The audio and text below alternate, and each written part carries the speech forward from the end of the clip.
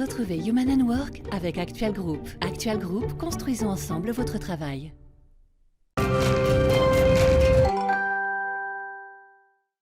Marché du travail bouleversé, environnement hybride, nouvelles attentes, nouveaux métiers. Il est sans doute temps d'ouvrir le débat sur ce que doit être demain le travail. Dans cette optique, je reçois chaque mois des experts pour décrypter ces mutations, comprendre quels sont les enjeux, mettre en lumière les initiatives qui permettent aux entreprises de s'adapter et de remettre l'humain au centre du jeu. Aujourd'hui, je vous propose une réflexion autour des nouvelles technologies. La transformation digitale des entreprises est globalement bien engagée. Elle s'est même accélérée fortement avec le Covid.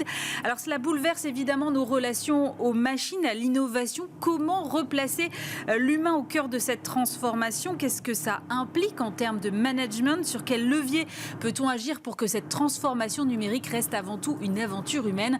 Pour en parler, je reçois sur ce plateau Olga Kojakina, qui est chercheuse en management de l'innovation et qui est membre du Conseil national du numérique, Thibault Langsade, PDG de Lumines, et Bruno Sola, fondateur de Business et Chief Digital Officer d'Actual Group.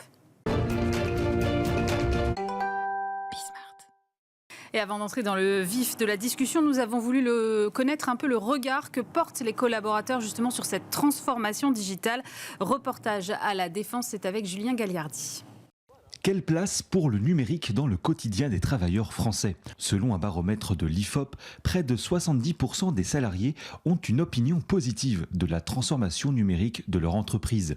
Pour 8 collaborateurs sur 10, ces nouveaux outils offrent un gain de temps et d'efficacité. Aujourd'hui, on est capable de se connecter depuis n'importe où et avec n'importe quel appareil sur les réseaux d'entreprise. C'est plus rapide, effectivement. On a un résultat qui arrive automatiquement devant nous. Puis on va pas se mentir, ça nous facilite grandement la vie aussi sur les suivis commerciaux, les suivis de projets, les suivis clients. On a une communication qui est aussi plutôt performante grâce à ces outils. Un atout pour la productivité qui n'empêche pas certaines réserves. Protection des données et respect de la vie privée demeurent un sujet d'interrogation pour bon nombre de salariés. On peut dire qu'on est peut-être un petit peu en danger par rapport à tout ce qui est data, dans le sens où nos informations personnelles ou professionnelles sont enregistrées sur des serveurs et qu'on n'est pas à l'abri qu'il y ait des virus, des piratages et qu'on n'a pas vraiment la main dessus. On a moins la place en fait à la réflexion parce qu'une fois qu'on met une donnée dans un système, il y a un résultat qui peut ne pas nous convenir. Les réunions Teams à distance, donc effectivement ça casse un peu le côté humain de notre boulot. Des inquiétudes également pour le futur de l'emploi. Selon une étude de la société BotNation, 45% des professionnels craignent d'être remplacés en partie ou totalement par une intelligence artificielle ou un robot. La plupart estiment cependant que cela ne se fera que pour les aspects les plus désagréables de leur métier. Évidemment, certaines technologies vont remplacer le travail des hommes, mais pour moi c'est plutôt un bénéfice dans le sens où aujourd'hui c'est plutôt des tâches rébarbatives. C'est un nouvel outil qui va permettre de mieux faire son métier. Ça ne remplacera pas en fait derrière les techniciens qui vont permettre d'aller sur le terrain pour résoudre les problèmes. Aujourd'hui, les IA, elles n'ont pas de bras, elles n'ont pas de jambes et elles ne savent pas inventer des nouvelles choses en fait, elles savent que reproduire. Donc il y a un moment donné, il faudra des gens qui réfléchissent quand même. Si l'ère du tout robot n'est pas encore pour tout de suite, la révolution numérique est une réalité dans le monde du travail. 70% des grandes entreprises et 53% des PME ont déjà engagé une transformation digitale. Ce que je retiens moi de ce reportage, c'est que finalement la technologie est plutôt bien vue et qu'elle est considérée comme un facteur de gain de temps, mais que quand même il y a des questions qui se posent sur est-ce que ça ne va pas effacer un peu le côté humain du travail? Thibault Langsade, en tant que dirigeant d'entreprise, comment est-ce que vous appréhendez cette problématique? Incontestablement, on est en période de pleine mutation et on a vu que depuis la crise Covid, on pouvait télétravailler, on pouvait travailler différemment et la nécessité d'utilisation des outils est plus que vitale puisque voilà, c'est le lien avec l'entreprise. Donc on a une forme d'apprentissage qui est en train de s'opérer avec une mutation des rapports dans l'entreprise, avec une distanciation. Il faudra faire attention sur la richesse créative qui doit se passer, qui doit se maintenir, mais qui se fait de façon distendue. Et donc, il est encore un peu tôt pour voir les effets bénéfiques, on peut l'imaginer assez vite, mais les effets un peu retors que l'on aura dans les entreprises. Et donc, le lien social qui est en train de, on va dire, s'étendre, la mutation qui s'opère sur les locaux, qui sont réels pour toutes les entreprises, tout ceci met en place une forme d'une certaine effervescence avec effectivement des outils qui seront probablement de plus en plus intrusifs. parce que vous vous connectez, vous mesurez une partie de ce que vous faites au travers d'un ordinateur qui vous permet de donner des KPI, et donc il y a le pendant au travers du temps que vous passez derrière votre ordinateur. Et donc c'est encore un peu tôt pour vraiment pleinement mesurer la façon dont les choses vont évoluer, puisque là, voilà, les entreprises sont en train de remettre en place l'organisation. On parle des semaines de 4 jours, on parle de pouvoir donner d'une certaine façon du télétravail, ou plus exactement des journées off à des salariés qui ne sont pas en capacité de pouvoir le faire, parce qu'ils sont sur des unités de production sur site. Et les outils numériques sont vitaux.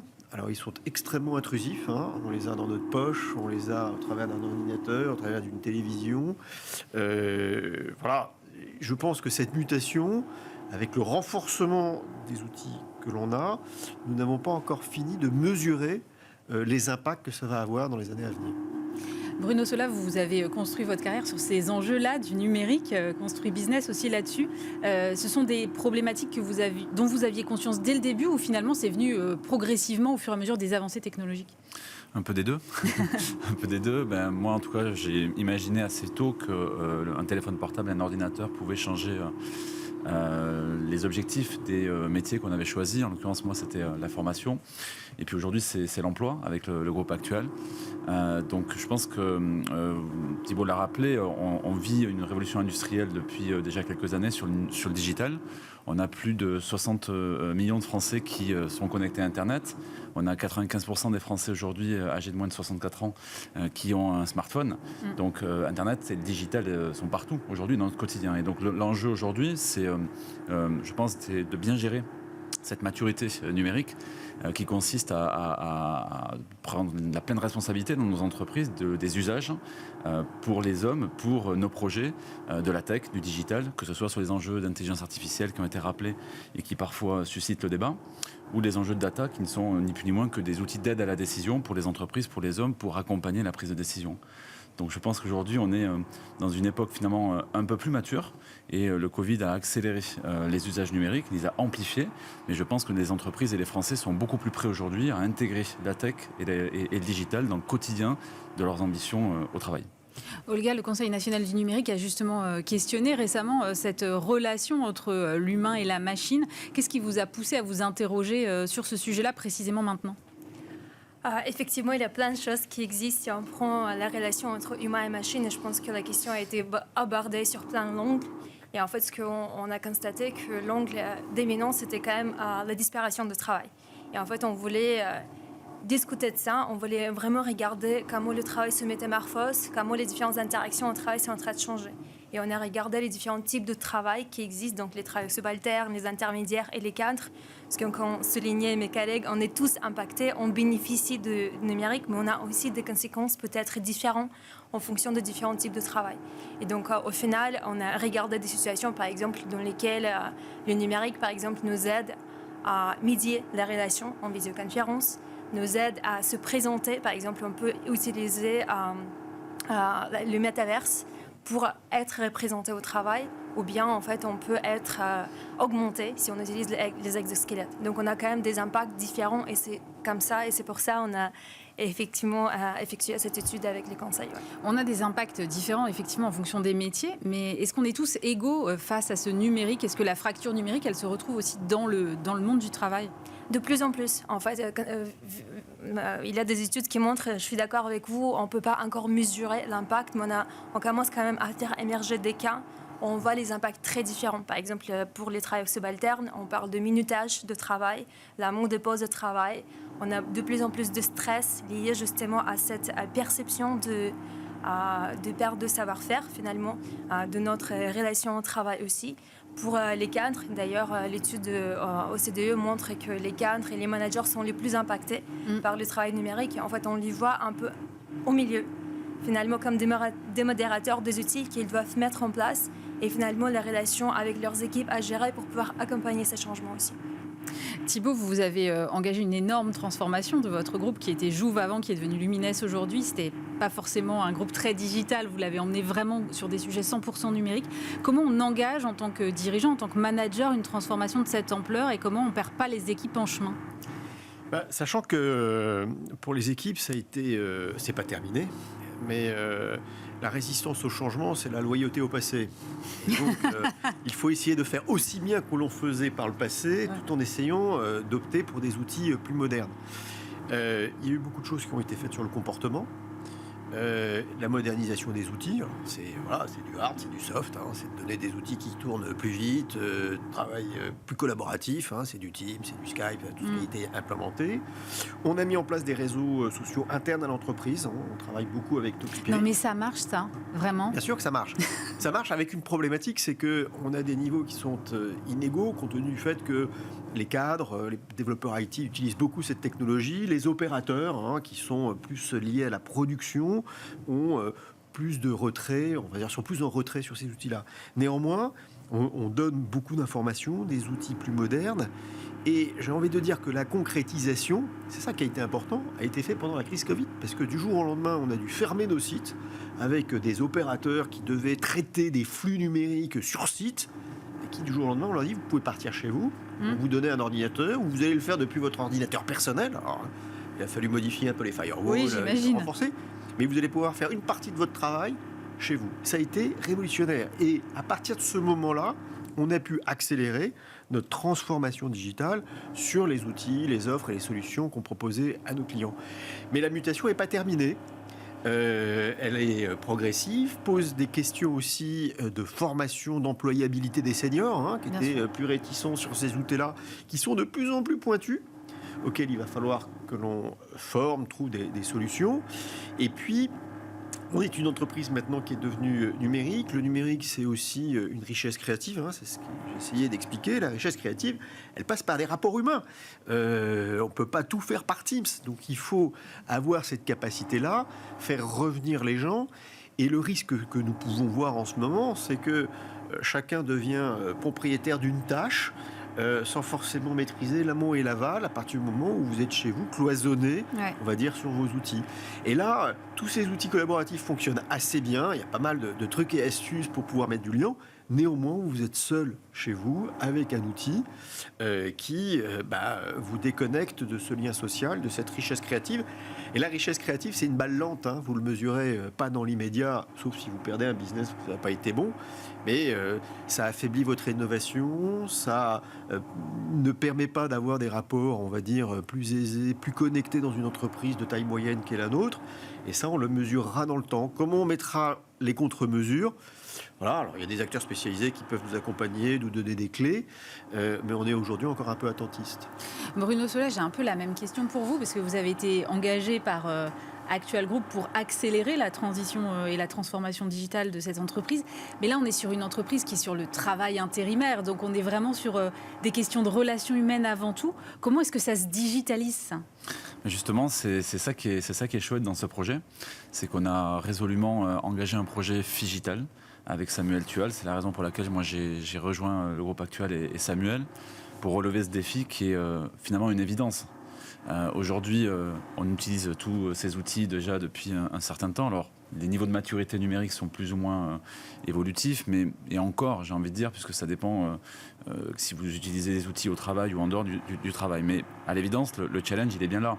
C'est que pour moi, le digital, la tech, ça doit être résolument humain, au service des hommes et des femmes, et au service notamment de nos projets. Donc typiquement dans notre projet chez Actual aujourd'hui, moi ce qui m'a motivé, c'est on a un peu plus de 3800 collaborateurs qui au quotidien agissent pour trouver un emploi à ceux et celles qui en cherchent un.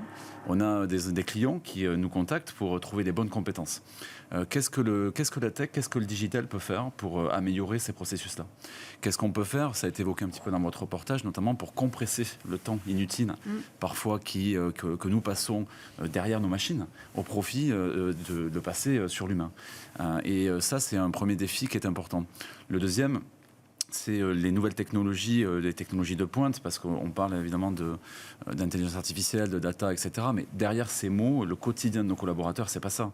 Le quotidien de nos collaborateurs, c'est toujours pareil, de servir la promesse du groupe sur l'emploi et les compétences. Et donc, l'idée générale que nous avons, je pense d'ailleurs c'est le bon moment, puisque pour avoir accompagné des transformations digitales pendant 10 ans de différents secteurs, je pense qu'aujourd'hui, on est au bon niveau de maturité. On n'est plus dans le wow effect, excusez-moi le terme, en tout cas cas des grands sujets de transformation. On est plutôt dans une collaboration, une coopération évidente entre l'humain et la machine et le digital au quotidien. Il y a évidemment des sujets qui sont en train de pousser. Je pense notamment à ChatGPT par exemple, qui fait beaucoup de bruit. Mais encore une fois, je pense qu'à partir du moment où les acteurs de la tech seront éthiques et responsables sur l'utilisation des nouvelles technologies, et c'est ce qui est le cas chez nous d'ailleurs, puisque c'est la raison pour laquelle on a fait le choix d'Holberton School, qui sont des écoles numériques, puisque vous savez qu'on crée de la compétence numérique au sein du groupe Actual sur l'ensemble du territoire pour placer des compétences numériques. Et une des singularités, par exemple, de ce modèle-là, c'est d'avoir fait signer à tous nos développeurs une charte éthique et responsable qui s'appelle la charte Holberton-Turing, qui, en gros, permet d'utiliser ces compétences pour créer un monde meilleur. Donc, créer un monde meilleur pour nous, en tout cas, et je pense que c'est pareil pour vos invités, c'est vraiment utiliser le digital pour sublimer l'humain, ses tâches humaines, et surtout aller plus vite, notamment parce que nous, on a besoin aujourd'hui d'aller trouver un emploi au maximum de Français qui en cherchent, enfin de Français en tout cas, de personnes qui sont sur nos territoires, et en tout cas qui poussent la porte de nos canaux, quels qu'ils soient, Internet, téléphone, agence. On est là pour leur trouver un emploi, on est là pour leur trouver une compétence, et le digital est un moyen au service de nos 3800 collaborateurs. Olga, quels sont les leviers que vous avez identifiés pour que finalement la machine ne prenne pas le pas sur l'humain? J'imagine en écoutant Thibault Langsat parler d'outils pointus et qui évoluent vite, ou Bruno parlait d'IA, que la formation, elle est forcément au cœur de cette réflexion-là. Tout à fait. Donc, en fait, les 3 axes sur lesquels on a pu travailler, c'est justement anticiper, accompagner et consolider les droits. Et donc, ce que a été évoqué, justement, la formation à différents niveaux. Donc, les managers, les salariés, etc., fait partie justement de l'axe anticiper. On parle aussi souvent du fait que l'intention d'un outil est très différente de l'utilisation. Donc, comment, en fait, on peut donner plus de transparence à les différents outils, comment on peut commencer ce dialogue et même étudier l'impact en continu justement de ces outils, comment on peut inviter dans l'axe d'accompagnement justement les salariés de ne pas juste être passifs dans leur utilisation de numérique, mais vraiment contribuer à ce dialogue social. Donc comment en fait on peut remonter l'information sur leur utilisation, comment on peut donner plus d'agentivité à des différents salariés pour pouvoir expérimenter avec les outils, peut-être voir qu'est-ce qui fonctionne pas pour eux. Tout à fait en mode continu, parce que je ne pense pas qu'on peut mesurer l'impact tout de suite. Et les cas d'utilisation sont en train d'évoluer, etc. Et souvent, dans ce dialogue d'accompagnement, on parle de couplage autonomie-contrôle. Donc, en fait, aujourd'hui, on a une perception d'être contrôlé par les outils. Donc, comment on peut donner plus d'autonomie par les différents types d'utilisation, par les différents types d'accompagnement. Et au final, troisième axe, c'est vraiment comment on peut consolider les droits. Donc je pense qu'il y a pas mal de choses qui ont été déjà faites au niveau européen, au niveau national. Donc on parle justement par exemple de droits de déconnexion. Mais combien d'entreprises sachent vraiment utiliser et bien traduire toutes ces lois, tous ces dispositifs qui existent en pratique. Donc comment en fait on peut peut-être donner plus d'outils pratiques aussi à mettre en place pour pouvoir justement bien étudier et regarder l'utilisation du numérique. Vous avez parlé tout à l'heure d'une charte. Je pense que c'est une idée qui est incroyable aussi. Donc, comment on peut identifier les principes qui fonctionnent pour nous? Donc, on a AI Ethics, etc. Quels sont les principes? Et comment on peut aussi les traduire en pratique? Parce qu'aujourd'hui, si on parle, par exemple, de transparence de l'IA, qu'est-ce que ça veut dire concrètement? Ouais. Donc, comment en fait, on arrive à traduire ces principes en cas d'utilisation pratique partagée par les salariés?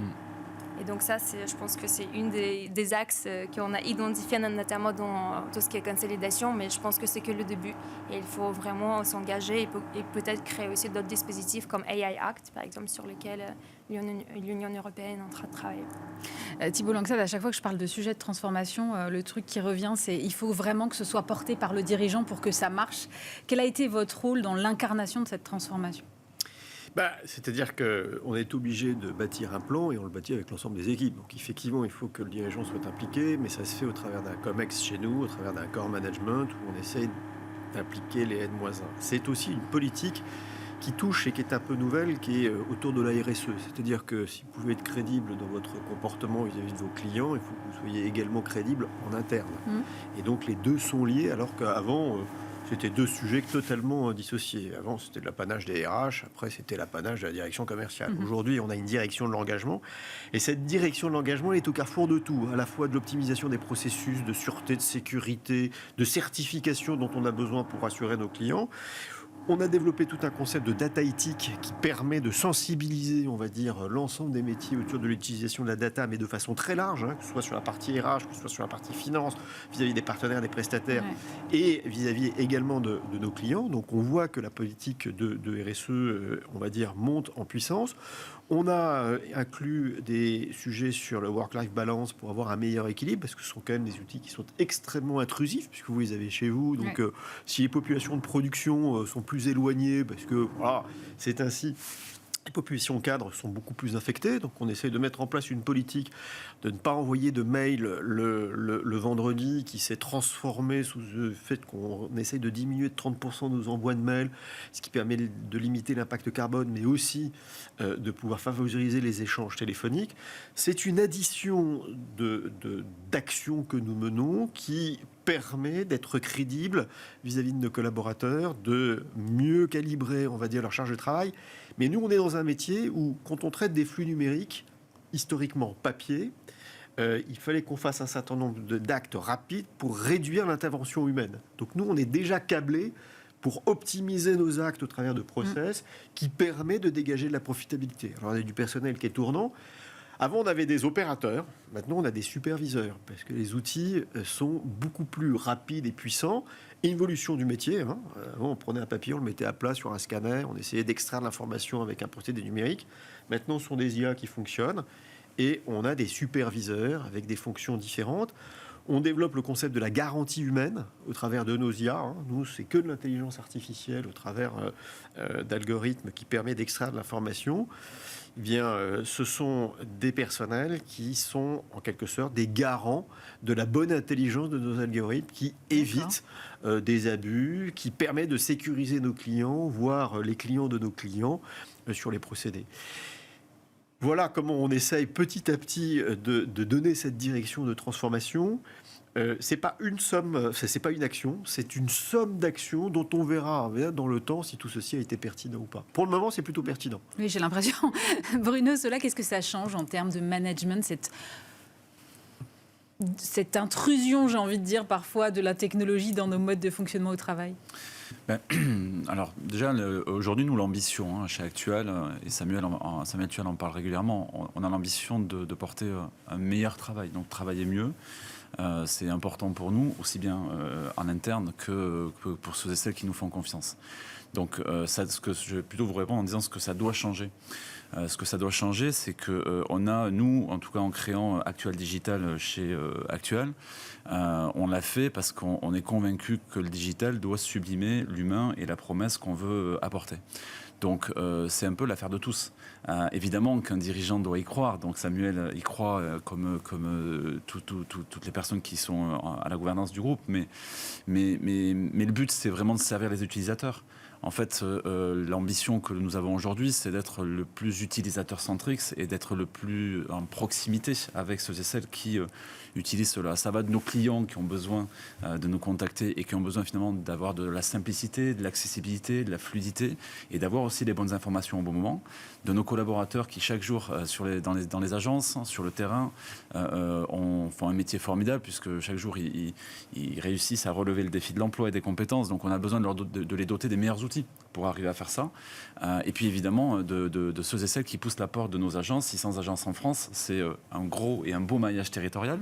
Mais elles ne vont pas disparaître avec les machines, ces agences ? Absolument pas. Justement, vous voyez, l'autre jour, j'étais dans une visite agence et en discutant avec un collaborateur, le temps qu'il a passé avec les personnes qui rentraient dans son agence, on appelait ça de la chaleur ajoutée. En fait, vous savez, les Français aujourd'hui qui cherchent un emploi, ils ne se lèvent pas le matin en disant « je vais passer par une machine ». Ce qu'ils veulent, c'est obtenir un emploi et l'avoir au bon moment, au bon endroit et avec la bonne compétence. Donc notre réseau d'agences est là pour ça. Les individus qui sont dedans aussi. Et ma mission, en tout cas celle que j'ai acceptée, mais plus globalement celle de toutes les équipes d'Actuel Digital, c'est de contribuer à rendre ça possible. Nous, on est un un moyen au service de l'ambition stratégique du groupe. Et c'est là où on veut mettre le curseur aujourd'hui, travailler mieux porter notre promesse avec plus de précision. On a parlé d'intelligence artificielle à plusieurs reprises dans cette émission et je crois qu'on est encore au début des impacts de l'intelligence artificielle, en tout cas de ce qu'on veut en faire. Nous, on va beaucoup investir sur l'intelligence artificielle, on le fait déjà, mais on veut le faire vraiment pour qu'elle soit au service de l'humain, au service de notre promesse et qu'elle nous permette d'aller plus vite parce qu'on a l'ambition de donner un travail à plus de monde aujourd'hui, de trouver aussi la bonne compétence au bon moment et on a besoin de la tech et de la data pour ça, ce qui pour moi doit être une coopération humaine et on va faire deux choses concrètement. On va évidemment mener un accompagnement au plus proche des territoires et du terrain avec les équipes et puis ensuite on va former parce que ça a été rappelé ici, la maturité numérique est importante. Parfois vous avez des collaborateurs qui ne maîtrisent pas un outil.